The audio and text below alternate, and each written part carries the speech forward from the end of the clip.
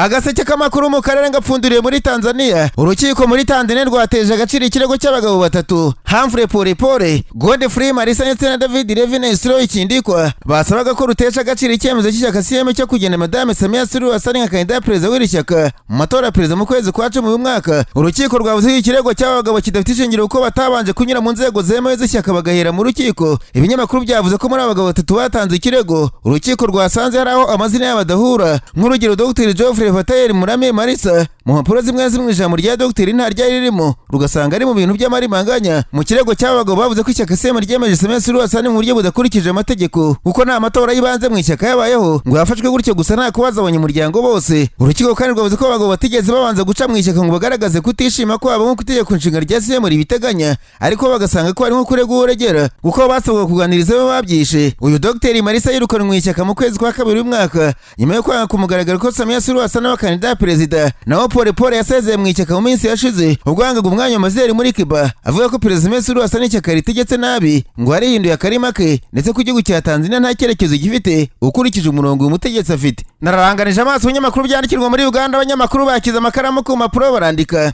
banditse ko Vice Minisitiri w'intebe wa mbere muri Uganda usanzwe ari Minisitiri ushinzwe umuryango wa Afurika y'Iburasirazuba EAC, Madame Rebecca Kadaga yishuye ko 2021 Perezida Museveni yamwirukanye mu buryo busuzuguritse ku mwanya wa perezida w'inteko ishinga amategeko yari amaze imyaka 10 akamusimbuza Jacob Buranya waje gupfa nyuma. Ubu aribaza igihe ubutegetsi bwa Museveni buzamuhera agahenge. Mu ishyaka NRM muri ku butegetsi muri Uganda hari amatora yo gushaka umwanya wa Vice Perezida ku ruhande rw'abagore. Rebecca Kadaga ahanganye na Itamongo ubusanzwe ari perezida w'inteko ishinga amategeko. Kadaga asa n'utemera Mongo cyane ko ari mushya mu ishyaka NRM ahamya ko bitagize icyaha, ariko Perezida Museveni agaragara nk'udashyigikiye na Rebecca Kadaga umaze imyaka myinshi muri iri shyaka ryambara umuhondo. Kwa gatandatu imbere ya Perezida Museveni habayeho guterana amagambo hagati y'aba bagore babiri badacana uwaka kuko buri wese ashaka kuba igikomerezwa mu ishyaka. Rebecca Kadaga avuga ko Itamongo wamusimbuye ku mwanya wa perezida w'inteko ishinga amategeko yakaba yigizwayo kuko nta rukundo rw'ishyaka afite. Itamongo nawe bigaragara ko agezweho mu butegetsi bwa NRM nubwo ari mushya. Yibukije Kadaga ko urukundo avuga rw'ishyaka ntarwo agira kuko 2016 rw'ishyaka ryashyigikiraganye kugendera Jacob Buranya ngo yamaje nk'umukandida wigenga, ibyerekana ko urukundo avuga ntarwo yibereye mu nyungu ze gusa. Icyo gihe Perezida Museveni yavuze ko yamagaye abantu bose bari bashyigikiye Kadaga akababwira ko atari byiza gutora umuntu wazamuye intugu kandi ishyaka ari rishyigikiye bituma batora Jacob Buranya. Ibi nibyo Kadaga yibukije Perezida Museveni kuwa gatandatu ko yamweguje ku ngufu ku mwanya wa perezida w'inteko ishinga amategeko, akaba n'ubu akimugenda umwanya wa Vice Perezida mu ishyaka NRM uhagararira abagore, akaba ashaka kumwima akawuhana Itamongo ashinja kwitukuza. Kadaga anagaragariza Museveni ko aramutse atamuhaye umwanya yaba atakaje imbaraga muri Busoga, ariko Perezida Museveni yamwutse nabi amubwira ko adakwiye kwigira imana ya Busoga kuko afata igihugu nta namwe yasize. Hari abantu bashaka imyanya ikomeye mu buyobozi bw'ishyaka NRM batangiye vuga ko ryinjiwe n'abanyamafaranga ubu hatorwa ufite amafaranga, ndetse bavuze ko ryose riri ku isoko rizegukana uko ryakabaye n'utanga menshi kuko abahanganiye imyanya n'abahanganisha ibitekerezo buri wese arimo akoresha amafaranga. Rebecca Kadaga na Itamongo bombi bananiwe guharirana. Ubu kuwa 4 hazaba amatora uhigizwa agaragara icyo gihe. Kadaga yari kuri uyu mwanya mu myaka 20 ishize ndetse avuga ko Museveni urana igihugu imyaka 40 atararekura nawe nta mpamvu yo kurekura. Buri ruhande ngo rwakizeho abantu bagomba gushaka amajwi ku byo byasaba byose kuko Museveni yabahuje kenshi ariko baburure kuri rundi. Nyire muri Uganda mubwire ko Esther Mugurwa kandwa n'umukobwa w'umujyanama Perezida Museveni General Sere Musare yashubije avuga ko guverinoma yase wabo Perezida Yoweri Kaguta Museveni business y'umuryango yavuze ko impaka kuri iki kibazo zirengagiza ko Uganda bero zitegeko nshinga. Mugurwa wanditse mu mpera z'ikimwe aravuga ko abanenga b'abanyamahanga ndetse n'abenegihugu bakunze kugaruka ku muhungu wa Museveni Jeanne Muzikene Rugaba, Madame ya Perezida Museveni Janet Museveni n'ukwe Oderek Rwabogo mu gihe birengagije imikorere yagutse y'inzego. Muhozi n'umugaba mukuru w'ingabo za Uganda Janet Museveni wa Minisiteri y'Uburezi na Siporo, naho Rwabogo ayobora komite nshingonama ya Perezida Museveni kubyoherezwa mu mahanga n'iterambere ry'inganda. Mu kinyamakuru Chimp Report basubiramo uyu mukobwa ati imiryango y'abanyapolitiki baba hose akomoza kuri ba Trudeau muri Canada, ba Gandhi mu Buhinde, ba Kennedy na Bush muri Amerika, umuryango muri Kos na Duterte muri Philippines n'ingoma ya Widodo muri Indonesia. Ati Uganda nihariye muri urwo rwego. Ikibazo nyacyo ntabwo ari umwe n'abavandimwe winjira muri politiki ahubwo no kumenya niba inzego zifite imbaraga zo kugenzura imbaraga zabo. Icyakora ko umuryango wa Museveni waramamaye muri guverinoma kuva kera byanenzwe n'abasenguzi n'abanyapolitiki batavuga n'ubutegetsi bwe bagaragaza ko byangiza inzego za demokarasi za Uganda. Umudepite w'umujyi wa Kira Ibrahim Semujunganda wakunze kunenga leta ya Uganda eruzi vuga ati ibyo tubona ntabwo ari ubutegetsi bw'umuryango gusa ahubwo ni isuri y'inzego za leta. Igisirikare, abaminisitiri n'ibigo by'ingenzi bigenda bigenzurwa n'abafitanye isano bigaca intege igenzura n'uburinganire kandi bikabangamira kugirira icyizere system itegetse igihugu. Umuyobozi w'ishyaka National Unity Platform Robert Kyagulanyi Bobi Wine yatanze ibitekerezo nk'ibyo mu bihe byashize ashinja Museveni kuba yarindiye Uganda karima k'umuryango. Mu gihe cyo kwiyamamaza mu matora yarangiye 2021 cyagura navuze ati perezidansi yawe umuntu ku giti cye kandi inzego z'igihugu zafashwe bigwate n'umuryango wa mbere iyi si demokarasi n'ubutegetsi bw'umuryango aho ubuyobozi buragwaho kubutsindira mugurwa ariko yavuze ko imbogamizi ubuyobozi bwa Uganda buhura nazo zidaturuka ku isano abantu bafitanye ahubwo zituruka ku mikorere idahwitse y'inteko ishinga amategeko ubucamanza n'inzego zishinzwe kugenzura yamaganye icyo yise big man syndrome aho abaturage ndetse n'abayobozi baba biteze ko perezida ari gomba kwirengera kunanirwa kw'imiyoborere ati raporo z'ubugenzuzi zirengagizwa ntabwo ari ikibazo cy'imiyoborere gusa ahubwo n'ikiguzi cy'ubukungu kigabanya icyizere cy'abashoramari n'icyizere rusange yashinje kandi ibitangazamakuru bimwe mpuzamahanga n'umuryango w'abaterankunga kongera ingufu mu nkuru zivuga ku matora yo muri Uganda ya 2021 yavuze ko ari ukugerageza kwivanga ko mahanga mu bibazo by'igihugu mugurwa ubusugire bwa Uganda butangwa n'abaturage bayo ntabwo ari imirwa mikuru y'amahanga mikuru z'abaterankunga cyangwa se abashabitsi mpuzamahanga yasabye Uganda gusaba abayobozi n'abakozi bikora neza n'umunyangamugayo wo kwita ku mazina y'imiryango ati kunenga ikirwa ry'umunyamuryango ntibigomba kuba bishingiye ku isano bwaryo ahubwo bireba ibigo bisanzwe bigenzurwa no gukurikirana abashyizwemo mugurwa ashoje avuga ko ejo hazaza ha demokarasi muri Uganda yashingiye ku gukomera kw'inzego uruhare rw'abaturage mu bikorwa no kwanga ibyo yavuze ko ari politiki yo gukabiriza ibintu ati igipimo cy'ubuyobozi kigomba kuba ubushobozi no kubaza ibyo dukora ntabwo ari izina ry'umuntu gusa agaseke k'amakuru mu karere gapfundikiriye muri Kongo kinjasa abanyamakuru bakozeje ba muri no barandika banditswe bacumba muri Kiliziya Gatolika itorangirika n'abantu mu ry'amadini n'amatorero bateguye umushinga uganisha Repubulika ya Demokarasi ya Kongo ku mahoro arambye bashinga agati ku biganiro bidaheza uruhande na rumwe umushinga ugizwe n'ibyiciro bine wateguye nyuma y'ibiganiro bashumba bagiranye n'abantu bo mu byiciro bitandukanye bashobora gutanga umusanzu mu guverinoma muri Kongo barimo abashyigikiye ubutegetsi abatavuga rumwe nabwo ndetse n'abakuru b'ibihugu byo mu karere icyiciro cya mbere cy'uyu mushinga n'ukwezi kw'amahoro kuzaba kugamije kurema icyizere hagati y'abanyekongo bose ku buryo bazajya gutangira ibiganiro by'amahoro batakiyumva nk'abanzi muri uku kwezi hazabamo ibikorwa bihuza abanyekongo bose mu masengesho azategurwa amadini n'amatorero atandukanye mu bice by'igihugu byose biri mu rugenzo rwa FCM rurwanya ubutegetsi bwa Kongo bizaba ikimenyetso cy'amahoro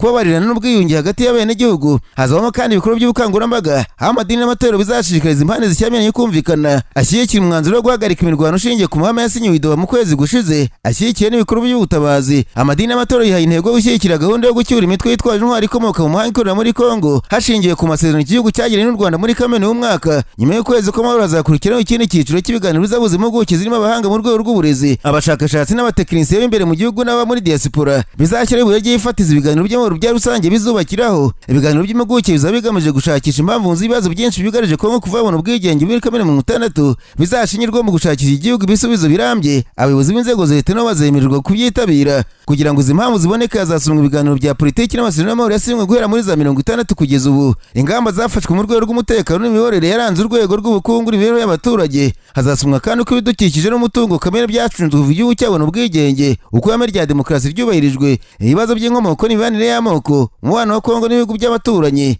nuko ubutabera n'uburenganzira bw'ikiremwa muntu byubahirizwa mu cyiciro cya politiki abazitabira ibiganiro bya politiki barimo abanyapolitiki n'abandi bavuga ari kumvikana muri Kongo bazabanza kumvikana ku myanzuro izabafata mu biganiro by'impuguke cyane ko ari izaba ishingiro ry'ibiganiro by'amahoro by'abanyekongo bose nibamara kumvikana hazatangira ibiganiro bigamije gukemura mu buryo burambye impamvu z'ibibazo byose byaranze Kongo kinjeza kuva yabona ubwigenge muri 60 zaba zagaragajwe n'inzobere ibiganiro bya politiki bizitabirwa no mu byiciro byose barimo bari ku butegetsi bwa Kongo abanyapolitiki batavuga n'ubutegetsi imitwe yitwaje intwari burwanya sosiyete sivile abayobozi gakondo diaspora abanyekongo n'abafite uruhande bogamiyeho bo mu rwego rw'uburezi umuco ndetse n'abahanga kugira ngo ibyo biganiro bitazamo ubusumbane amadini y'amatorero yatangaje ko hazashyirwaho umubare bazabyitabira kuri buri ruhande yateguje ko mu gihe kiri imbere azamenyesha abanyekongo uburyo bizakorwa biteganyijwe kandi ko ibiganiro nibirangira imyanzuro y'inzobere n'abanyapolitiki bazabyitabira izashyikirizwa perezida wa Kongo Felix Antoine Tshisekedi amadini n'amatorero yagaragaje ko kugira ngo ibiganiro bizagende neza hazashyirwaho ubunyamabanga tekinike buzabiyobora butegura ibikorwa bishamikiyeho birimo gusaba amahanga kubishyigikira mu bufasha buzakenerwa harimo bugamije kubanisha neza Kongo n'ibihugu byo mu karere ka Afurika y'ibiyaga bigari n'ubw'amafaranga azafasha igihugu kongera kwiyubaka nyuma yo gukemura amakimbirane yacyugarije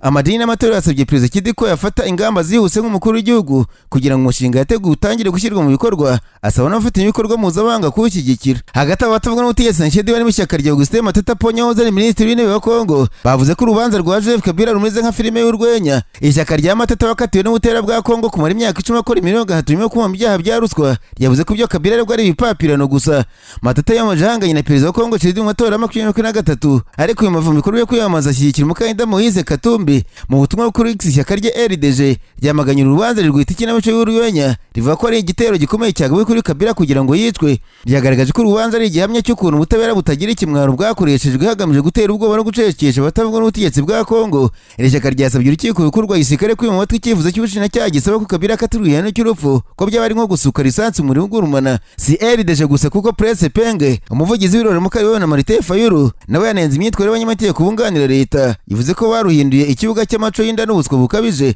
Umunyapolitiki Nehemiya Mwiranya mu cyumweru gishize yanenze urubanza avuga ko rukoreshwa mu nyungu za politiki, yongeraho ko ari n'icyaha ku gihugu. Jose Makirasi Umuhanda wahoze ari minisitiri w'ibikorwa remezo muri Kongo yavuze ko urubanza rugamije gusenya ihame ry'ubutegetsi bushingiye ku mategeko na demokarasi. Abatavuga rumwe na leta basaba ko hakwiye gutegura ibiganiro birimo impande zose zikajyana n'ubuhuza bwa Senko na ICC kugira ngo hashakwe igisubizo mu mahoro yo gukongeza urwango. Kabila ashinjwa ibyaha by'intambara birimo kugaba ibitero ku basivile, ku nkambi, ku bitaro, ku mashuri, ubuhotozi, gusora no kugambanira igihugu. Umushinjacyaha mukuru mu bushinjacyaha bw'ingabo Lieutenant General Kikuriya Bakumiri Sierene ku itariki 22 ubwo urubanza rwapfunikirwaga yasabye Kabila igihano cy'urupfu. Lieutenant General Kikuriya yasobanuye ko Kabila yagize uruhare rukomeye mu byaha byakozwe n'uru rya FC mu ntara y'Amajyaruguru n'Amajyepfo, ngo niyo muyobozi waryo. Tariki 21 Kanama abanyamategeko banira inyungu za Kongo muri rukiko basobanuye ko imitungo ya Kabila ibarirwa muri miliyoni 32 z'amadolari bityo ikwiye gufatirwa kuko yasahuwe mu gihugu. Abanyamategeko basabye urukiko kandi guca Kabila n'ikiza miliyari 21 z'amadolari izahabwa leta, ndetse navuga ko bagizweho ingaruka n'ibyaha byo mu burasirazuba bwa Kongo.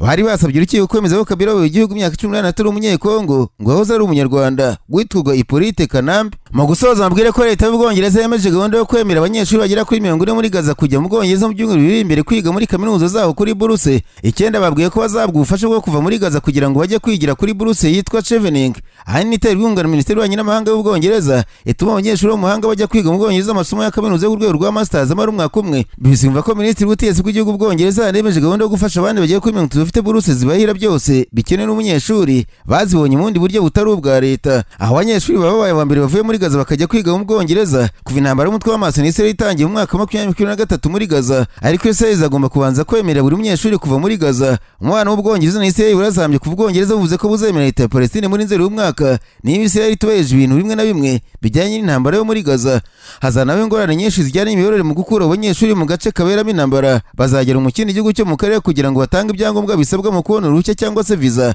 rwo kujya mu Bwongereza mbere yuko bajyanwa mu Bwongereza. Umukozi muri Minisiteri y'Ubutegetsi bw'igihugu bw'Ubwongereza yavuze ko iyo gahunda ari urusobe kandi igoye, ariko yavuze ko Minisitiri w'Ubutegetsi bw'igihugu yasobanuye neza ko ashaka ko abanyeshuri bashobora kujya mu Bwongereza kwigira kuri buruse zabo. Kwemeza iyi gahunda buri munsi ishize bitangaje ko abanyeshuri 9 batsindiye buruse ya Chevening boherejwe mu butumwa bwo kuri email bubamenyesha gahunda yabo y'amasomo. Icyemezo cya leta y'Ubwongereza gifashe hashize amezi menshi abanyapolitike, abarimu za kaminuza n'abandi bakora ubukangurambaga bwo gushyigikira abanyeshuri barenga 80 b'Abanyapalestine kaminuza yo mu Bwongereza yemera imyanya yo kuzigaho muri uyu mwaka. Nubwo abanyeshuri bagera kuri 40 barebwa n'iki cyemezo gishya cya leta y'Ubwongereza, hari abandi batabonye inkunga yo kubafasha ngo bashobore kwiga. Abanyeshuri benshi bavuganye mu minsi yavuga ngaha hashize mbere y'uko iki cyemezo gifatwa, bamwe muri bavuze ukuntu bafite ubwoba bw'uko bashobora gupfa mbere y'uko bashobora kwimurwa bagakurwa muri Gaza. Abandi bavuze ko bizabagora gusiga bene babo muri Gaza. Mu byumweru biri imbere leta y'Ubwongereza irimo guteganya kwimura itsinda ry'abana barembye n'abakomeretse ikabajyana mu Bwongereza kugira ngo bajye kuvurirwayo. Ibindi bihugu birimo Ubutaliyani, Ireland n'Ubufaransa byamaze kwimura abanyeshuri bajyana mu ibyo bihugu, ariko muri uku kwezi Ubufaransa bwabo bihagaritse gahunda yabwo yo kubimura